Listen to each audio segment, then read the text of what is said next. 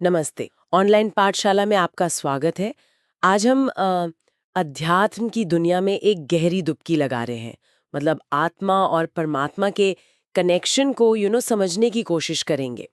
हमारे पास कुछ आध्यात्मिक ग्रंथ और विचार हैं, तो चलिए देखते हैं कि ये स्रोत हमें क्या बताते हैं। तो सबसे पहले ये अध्यात्म आखिर है क्या? क्या ये सिर्फ कुछ रस्में हैं, पूजा पाठ, या कुछ और गहरा? संस्कृत में सुना है अधि मतलब की ओर और आत्मा। हाँ बिल्कुल। अधि मतलब की ओर, आत्मा की ओर। हाँ, तो ये एक अंदर की यात्रा हुई, खुद से खुद तक पहुंचने की। बिल्कुल सही कहा आपने। और देखिए स्रोत भी यही कहते हैं। ये एक्चुअली किसी खास पंथ या मजहब की बात नहीं है। ये तो उस परम सत्य को जानने की, उसे अनुभव करने की एक प्रक्रिया है। भगवत गीता और उपनिषद जैसे जो हमारे ग्रंथ हैं, वो इसी ज्ञान की बात करते हैं।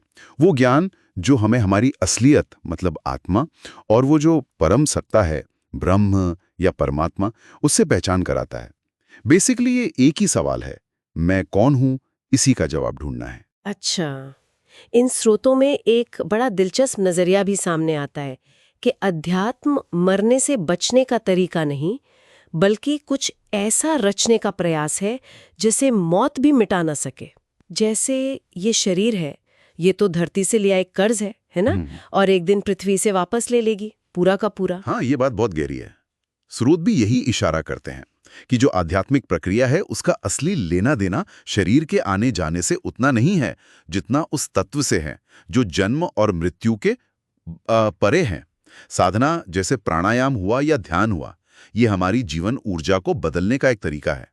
ग्रंथ कहते हैं कि ये साधनाएं ऊर्जा को सिर्फ बाहरी चीजों में बहने से रोककर उसे ज्यादा सूक्ष्म मतलब इंटरनल लेवल पर केंद्रित करती हैं, ताकि कुछ स्थायी, कुछ ऐसा बन सके जो शरीर के साथ खत्म ना हो, वरना तो सब यहीं रह जाता है। और इसे हासिल करने का कोई तरीका? स्रोतों में एक बड़ी अनोखी बात पढ़ने को मिली थी कि पृथ्वी से जुड़ाव बनाए रखना भी एक अभ्यास हो सकता है, जैसे नंगे पैर चलना, जमीन पर बैठना, या मान लीजिए पहाड़ों या गुफाओं में रहना। हाँ बिल्कुल। ये तरीके शरीर को लगातार याद दिलाते रहते हैं कि वो नश्वर है।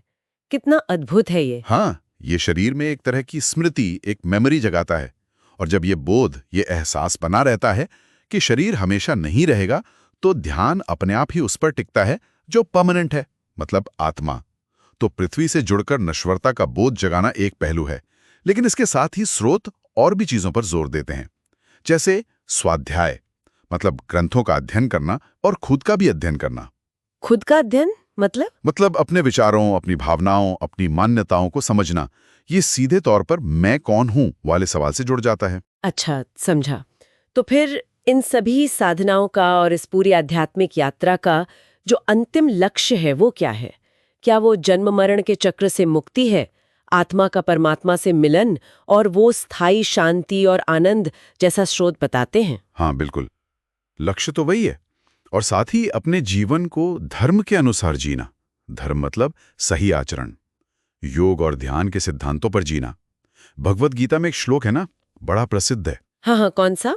विद्या विनय संपन्ने ब्राह्मणे कवि हस्तिनी शून्यचैव श्वपाके च पंडिताः समदर्शिनः। जी। इसका अर्थ है कि जो सच्चा ज्ञानी व्यक्ति है, जो पंडित है, वो सबको समान दृष्टि से देखता है। चाहे वो कोई विद्वान ब्राह्मण हो या गाय हो, हाथी, कुत्ता या चंडाल, कोई फर्क नहीं पड़ता। सबको समान। हाँ, क्योंकि वो हर जीव में उसी एक परमात्मा का अंश देखता है। यही समदर्शिता अध्यात्म का सार है। ये हमें माया के पर्दे के पार देखने में मदद करती है। ये समदर्शिता का विचार सुनने में तो बहुत अच्छा लगता है, बहुत ऊंचा है, लेकिन इसे रोजमर्रा की जिंदगी में उतारना ये तो काफी चुनौतीपूर्ण लगता होगा। मन में भेद तो आ ही जाते हैं। निश्चित रूप से बहुत चुनौतीपूर्ण है, और स्रोत भी इस चुनौती को स्वीकार करते हैं।